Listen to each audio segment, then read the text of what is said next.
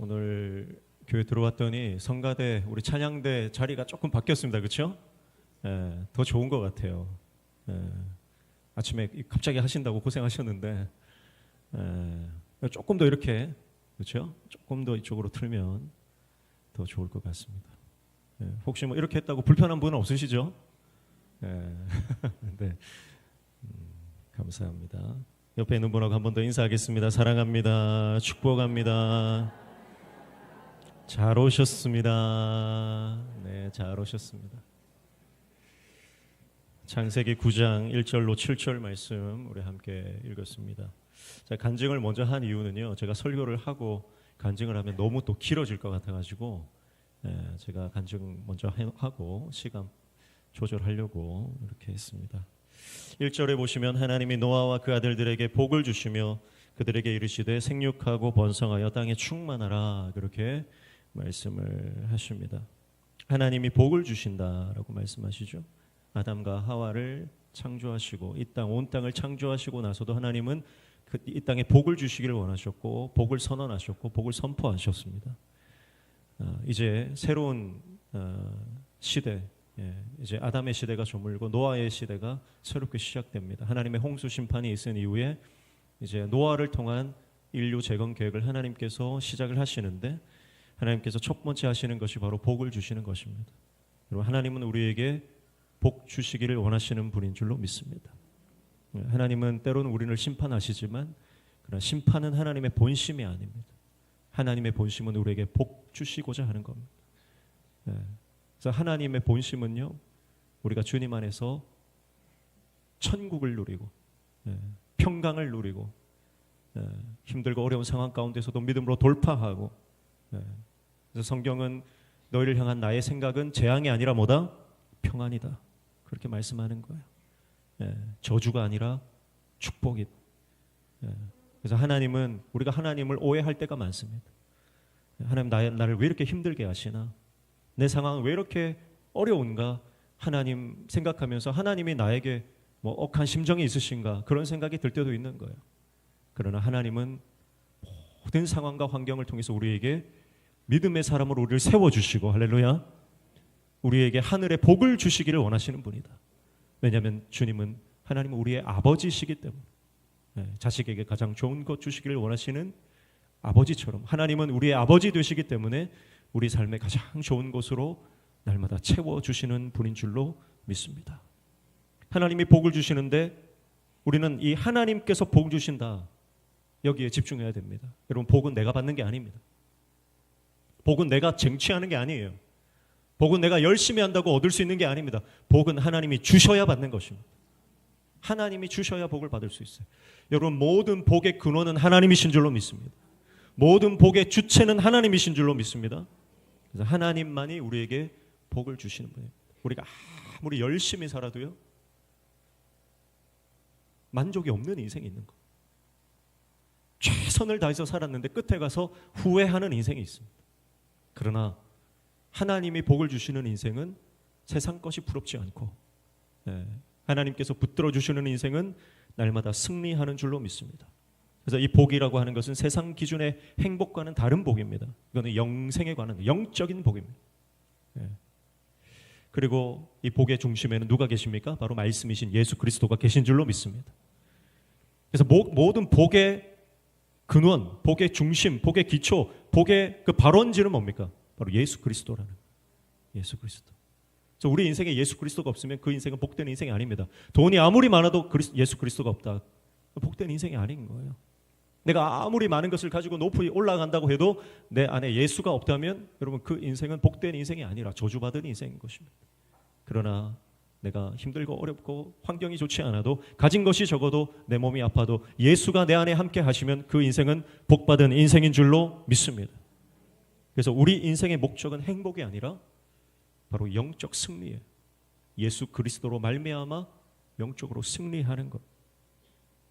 그러기 위해서 우리는 날마다 말씀에 순종해야 하는 줄로 믿습니다.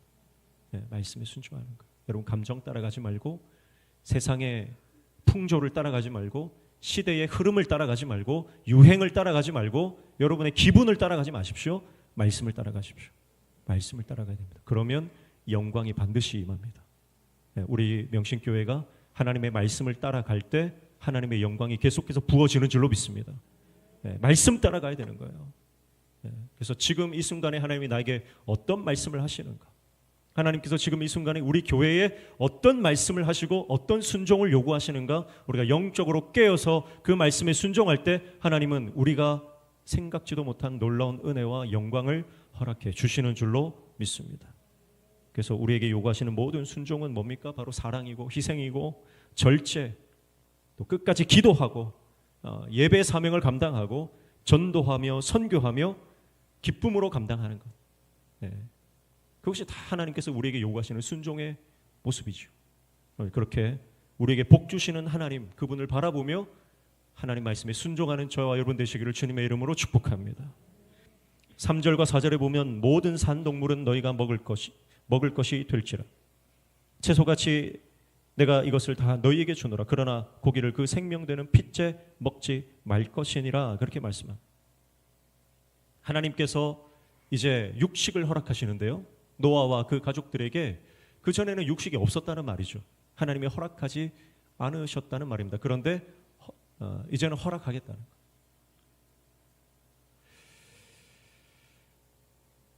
그런데 한 가지 단서가 있습니다. 모든 것을 다 주겠다. 그런데 4절에 뭐라고 말씀합니까? 핏째는 먹지 말라. 그렇게 말씀하세요. 핏째 먹지 말라. 핏째 먹지 말라고 하는 뜻은 바로 하나님께서 생명의 주권자라고 하는 영적 의미가 있습니다. 그리고 모든 생명은 존엄성을 가지고 있다. 모든 생명은 존엄하다. 그런 의미를 이 안에 가지고 있습니다. 그러나 가장 중요한 것은, 영적인 의미는 바로 하나님께서 아담과 하와에게 동산 모든 나무의 실과를 먹게 하셨습니다. 그런데 뭘 금하셨어요? 선악과는 먹지 말라. 하나님께서 선을 그으셨잖아요. 하나님이 선악과라고 하는 그 금지 명령을 내리면서 하나님은 창조주이시고 사람은 피조물임을 정확하게 선을 긋습니다. 오늘 이 말씀도 마찬가지예요. 노아에게 네가 이제 앞에 2절에 보시면 모든 것이 너희를 두려워할 것이다. 동물이, 짐승이, 공중의 새와 땅에게는 모든 것들, 바다의 물고기조차 너희를 두려워할 것이다. 다 손에 붙여줬다. 그런데 그럼에도 불구하고 너희는 뭐다? 피조물이다라는 거예요. 그래서 아담과 하와에게 동산 중앙에 있는 생명 선악과를 먹지 말라고 하면서 하나님께서 창조주와 피조물의 선을 그으셨던 것처럼 오늘 노아에게도 동일하게 핏째 먹지 말라, 금지 명령을 내리시면서 너희는 피조물임을 기억하라고 말씀하시는 것입니다. 생명의 주권을 너희가 가진 것이 아니다. 하나님이 그것을 가지고 계시다. 그래서 넘지 말아야 할 선, 피조물의 한계에 대해서 말씀을 하십니다. 노아는 어떤 사람이냐면, 노아는 하나님의 명령을 존중하고 경외하고 두려워했던 사람입니다. 그래서 노아는 하나님의 명령을 지키는 순종의 대명사가 되었습니다. 여러분, 하나님의 하나님 되심을 인정하는 것, 바로 하나님을 두려워함, 즉 경외함인데요. 히브리서 11장 7절 말씀에 보면 이렇게 말씀합니다. 믿음으로 노아는 아직 보이지 않는 일에 경고하심을 받아 경외함으로 방주를 준비하여 그 집을 구원하였으니 이로 말미암아 세상을 정죄하고 믿음을 따르는 의의 상속자가 되었느니라. 그렇게 말씀합니다. 하나님께서 노아를 의인이라고 여겨주신 것은 노아가 하나님을 경외했기 때문입니다. 하나님을 경외하는 자는 하나님의 말씀을 순종하게 되어 있습니다. 그래서 창세기 7장 5절 말씀에 보면 이렇게 말씀합니다. 한번 찾아볼까요? 창세기 7장 5절 말씀. 찾으신 분들 같이 읽습니다. 노아가 여호와께서 자기에게 명하신 대로 다 준행하였더라. 아멘. 노아가 어떻게 했다고요? 명하신 대로 그대로 다 준행했다. 순종했다. 이 말입니다. 하나님께서 방주를 만들어라. 산에다가 방주를 만들어라는 거예요. 얼마나 크게 만들으라고 하냐면 100년 동안 치워야 될 만큼 크게 만드는 거예요. 여러분 그 말씀 순종할 수 있겠습니까? 우리 같으면. 근데 노아는 순종하는 겁니다. 자신의 삶을 완전히 거기에 올인하는 겁니다. 방주 만드는데 인생을 거는 거예요. 왜냐하면 하나님 말씀이기 때문에. 그걸 방주 안으로 들어가라고 말씀하세요. 비가 아직 안 옵니다. 하늘에서 빗방울이 좀 떨어지면 모르겠는데 지금까지 비가 온 적도 없고, 지금 비도 오지 않고, 그런데 하나님 방주로 들어가라 하세요. 근데 노아는 가족들을 데리고 들어갑니다. 그리고 7일 동안 비도 오지 않는 그 시간들을 방주 안에서 보내는 거예요. 여러분, 노아는 순종의 사람입니다. 여러분, 왜냐하면 노아는 하나님의 말씀을 두려워했기 때문에, 하나님을 경외했기 때문에 하나님의 말씀에 전적으로 철저히 순종하는 것입니다. 여러분, 하나님의 은혜는 자격 없는 자에게 주시는 전적 은혜입니다. 그러나 하나님의 은혜를 가볍게 여기는 사람에게 그 은혜를 거두어 가십니다. 하나님의 은혜가 더 이상 소중하지 않게 여기는 사람에게 하나님은 은혜를 거두어 가십니다. 야고보서 4장 8절에 보면 하나님은 자기를 가까이 하는 자에게 가까이 하신다고 말씀하셨습니다. 하나님을 가까이 한다는 건 무슨 말입니까? 하나님을 사랑하는 것입니다. 하나님을 존경하는 것입니다. 하나님을 두려워하는 것입니다. 세상의 그 어떤 것보다 하나님을 소중하게 생각하는 것입니다. 그게 하나님을 가까이 하는 것입니다. 그렇게 하나님의 은혜를 알고 하나님의 은혜를 소중하게 생각하고 하나님의 은혜를 사모하는 자에게 하나님은 은혜를 주신다는 거예요. 가까이 하는 자에게 가까이 하신다. 여러분, 오늘 우리가 하나님께서 우리에게 은혜를 많이 베풀어 주셨는데 그 은혜가 얼마나 소중한지 기억하시기를 축복합니다. 우리가 하나님의 은혜를 많이 받다 보면 은혜를 싸구려로 생각할 때가 있어요. 하나님의 은혜는 절대 싸구려가 아닙니다. 하나님의 은혜는 예수 그리스도의 핏값으로 우리에게 주시는 거예요. 그래서 그 은혜가 세상의 그 어떤 것보다 소중하고 귀한 것임을 아는 자에게 하나님은 계속해서 은혜를 부어주십니다. 근데 어떤 사람들은 하나님의 은혜를 받고 있음에도 불구하고 그 은혜가 소중한지를 몰라요. 그런 사람들은 특징이 있습니다. 감사가 없다는 거예요. 감사가 없어요. 늘 불평합니다. 늘 원망합니다. 늘 누군가를 시기하고 질투하고 비난하고 정죄합니다. 은혜가 없는 사람은 그래요. 은혜가 메말라 있으면 그래요. 그러나 여러분, 우리가 하나님의 은혜, 이 은혜가 얼마나 소중한 것인지 아는 사람은 감사가 넘치는 거예요. 모든 것이 감사해요. 모든 것이 감사해요. 하나님의 은혜를 아는 사람들이 교회에 차고 넘치면 교회는 반드시 승리하는 줄로 믿습니다. 그러나 하나님의 은혜를 모르는 사람들이 교회에 아무리 꽉 들어차 있어도 그 공동체는 능력이 없는 겁니다. 여러분, 우리가 감사할 때 하나님 더 큰 은혜를 부어주시는 줄로 믿습니다. 그래서 가정에서 감사하시고, 직장에서 감사하시고, 사업장에서 감사하시고, 만나는 모든 사람들에게 하나님의 은혜와 감사를 흘려보내는 하나님의 종 되시기를 주님의 이름으로 축복합니다. 하나님은 자기를 소중히 여기는 자에게 은혜를 주시고 하나님도 그를 소중히 여기시는 거예요. 여러분, 생각해 보십시오. 누가 나를 무시하고, 누가 나를 하대하고, 누가 만났는데 인사도 안 하고 눈도 안 마주친다 그러면 여러분, 그 사람을 내가 소중하게 생각할 수 있습니까? 여러분, 우리 인생도 그렇습니다. 나를 존중하지 않는 사람, 나를 함부로 대하는 사람과 가까워질 수가 없어요. 가까워질 수가 없는 거예요. 때로는 우리가 인생이 복잡해지는 이유는 거절하지 못합니다. 제가 몇 번 말씀을 드렸잖아요. 그래서 만남 가운데 정말 나를 인정해 주지 않고 존중해 주지 않는 그런 만남은 여러분 억지로 지속할 필요가 없는 겁니다. 때로는 그걸 거절할 수 있는 용기가 필요해요.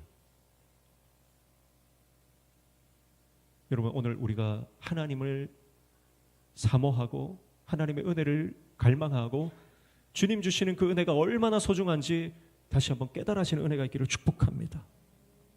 그래서 오늘 우리 양육자들 오늘 간증을 했는데 이 간증이 얼마나 소중한지, 우리도 그런 적이 있었잖아요. 그저 내가 교회 나온 것이 감사한 거예요. 정말 죄투성이인 이 죄인이 내가 뭐라고 하나님이 나를 자녀 삼아 주셨다는 이 사실만으로도 그저 눈물이 나고 감사하고 예배당 뜰을 밟는 것만으로도 은혜가 되고, 여러분 우리도 다 그런 적이 있었지 않습니까? 제가 처음 우리 교회 부임했을 때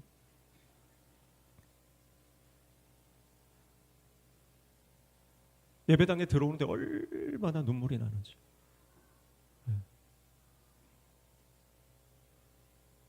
처음 제가 청빙을 받고 우리 교회에 와서 처음 설교할 그때가 잊혀지지가 않습니다. 나 같은 게 뭐라고 하나님이 나를 이 아름다운 교회에 목회자로 부르셨나? 여러분 우리가 그 처음 감격과 감정을 잃어버리면 여러분 우리는 빈 껍데기인 거예요. 여러분 요즘에 최근에 한국교회 정말 큰 별이라고 했던 한 원로 목사님 계시지 않습니까? 근데 그분이 말년에 교회 지분, 내 지분을 달라는 거예요. 내 지분을 달라. 교회 재산이 1,600억 되는데 내 지분이 400억이다 그러면서 400억을 달라고 했다는 거예요. 당회에서 안 됩니다 했더니 그러면 100억을 달라. 그래도 안 됩니다 했더니 마지막 40억 달라. 그래도 안 된다고 하는 거예요. 지금 교회가 엉망이 지금 됐습니다. 그 이야기를 듣고 충격을 받은 한 집사님이 분신 자살을 한다고 막 소동을 피우고, 지금 한국교회 목회자들이 전부 다 충격을 받았어요. 어떻게 저분이 저럴 수 있는가? 저분이 저럴 수 있는가? 정말 그분이 하나님의 열심, 이걸 한국교회에 놀라운 그 인사이트를 제공하신 분이거든요. 여러분 우리가 초심을 잃어버리고 하나님 주신 내 안에 은혜를 잃어버리는 순간 우리는 타락하는 거예요. 목사가 아니라 목사 할아버지라도 여러분 우리가 하나님 앞에 은혜를 까먹으면 여러분 우리는 그저 빈 껍데기인 것입니다. 오늘 저와 여러분 안에 하나님의 은혜가 충만함으로 기쁨과 감사가 다시 회복되어지는 놀라운 역사가 일어나기를 주님의 이름으로 축복합니다. 그래서 우리 안에 하나님이 우리 안에 새 일을 행하십니다. 그래서 우리는 날마다 새롭다. 그건 무슨 말이에요? 날마다 다시 태어나는 거예요. 날마다 다시. 여러분 우리의 나이가 어떻든지 우리는 날마다 주님 안에서 다시 태어나는 줄로 믿습니다. 그러면 어린아이와 같은 마음으로 주님을 사랑하고, 할렐루야, 정말 순수하고 순결한 마음으로 교회를 섬기고, 근데 우리가 나이가 들고 직분을 가지고 하다 보면 변질되는 경우가 많이 있어요. 변질이 되는 경우가 많아요. 오늘 저와 여러분의 인생 가운데 하나님 주신 그 은혜로 말미암아 하나님 처음 만났을 때, 은혜 처음 받았을 때 그 기쁨과 감격이 우리 인생 가운데 회복되어지는 은혜가 있기를 주님의 이름으로 축복합니다. 네.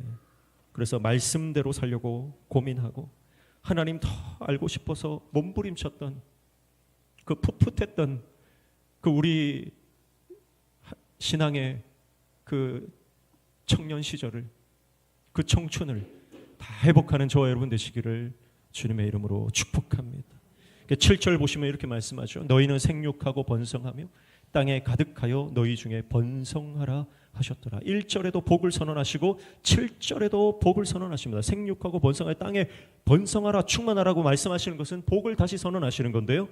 여러분 1절과 7절 마지막 절에 복과 복으로 끝난다는 것입니다. 여러분 하나님은 우리에게 복을 주시기를 원하시는 분입니다. 처음부터 끝까지 복을 주시기를 원하세요. 그런데 그 복의 한가운데는 뭐가 있습니까? 하나님의 금지 명령, 바로 하나님을 경외함을 가지라는 거예요. 하나님 경외함을 가지라. 여러분 그래서 우리가 하나님을 두려워하고 말씀을 두려워하고 하나님을 경외할 때, 말씀에 순종할 때 여러분 우리의 인생은 처음부터 끝까지 하나님의 복을 받는 인생이 되는 줄로 믿습니다. 영적으로 승리하는 인생이 되는 거예요. 복음의 증인된 삶이 되는 거예요. 그래서 우리는 올 한 해 동안 하나님 맞습니다. 하나님 우리를 복으로, 우리는 복이 될 자격이 없는데 하나님 우리를 너는 복이 될지라 하면서 우리를 복이라고 여겨주십니다. 그래서 우리 인생을 통해서, 나를 통해서 예수 그리스도가 증거되는 인생, 여러분 이게 복된 인생 아닙니까? 나를 통해서 하나님의 은혜와 사랑이 내 옆에 있는 사람들에게, 가족들에게, 성도들에게 흘러가는 인생. 여러분, 이게 복된 인생 아닙니까? 나 때문에 죽어가던 사람이 살아나는 거예요. 지금 막 목숨을 포기하고 자살하려고 하던 사람이 나의 기도로 말미암아서 뜻을 돌이키고 하나님께 돌아오는 겁니다. 여러분, 그런 역사들이 우리 삶 가운데 일어나게 될 줄로 믿습니다. 우리 명신교회를 세운 이유가 그겁니다. 우리 교회를 통해서, 우리 성도들을 통해서 이 지역을 살리고, 할렐루야, 이 지역에 죽어가는 수많은 영혼들을 주님께로 인도하고 하나님의 나라를 확장하는 것. 그런 복된 인생을 살아가기 위해서 오늘 하나님 말씀하십니다. 핏째 먹지 마라. 하나님을 경외해라는 말이에요. 하나님을 경외해라. 말씀에 순종해라. 여러분, 선을 넘지 마십시오. 선을 안 넘어야 여러분 우리 인생이 안전한 거예요. 선을 넘는 건 교만이거든요. 절대 하나님의 자리를 넘보지 말고, 하나님이 우리에게 허락하지 않은 것에 대해서 여러분 탐내지 말고, 세상에서 성공한 것 같아도 뒤에 이 문제가 터지는 모든 사람들은 선을 넘은 사람들. 최근에 어떤 가수가 보니까 유부남이랑 바람을 펴가지고 이제 17년 무명 생활을 마치고 이제 뭐 현역 가왕입니까? 그 쓰리에 나와가지고 이제 막 꽃을 피우려고 하는데 유부남이랑 바람 피는 게 들켜가지고 그냥 묻혀버렸어. 선을 넘으면 우리 인생에 문제가 생기는 것이죠. 사랑하는 성도는 축복합니다. 주님을 경외함으로 하나님 주시는 복을 받아 누리는 인생 되시기를 축복합니다. 하나님 우리에게 복을 주시기를 원하십니다. 생육하고 번성하여 땅에 충만하고 땅에 가득하고 하나님의 나라를 이루며 살기를 하나님 원하십니다. 그러기 위해서 우리는 하나님을 경외함으로 날마다 말씀 쫓아가고 말씀 붙잡고 순종하며 승리하는 저와 여러분 되시기를 주님의 이름으로 축복합니다. 하나님 아버지, 하나님이 복의 근원이십니다. 우리에게 복을 주시는 분이십니다. 하나님 말씀 쫓아 하나님 우리에게 복 주시는 하나님 말씀 순종하여 나아갈 때 우리를 통해 하나님의 복이 흘러가는 놀라운 역사를 허락하여 주시옵소서. 예수님의 이름으로 기도하옵나이다. 아멘.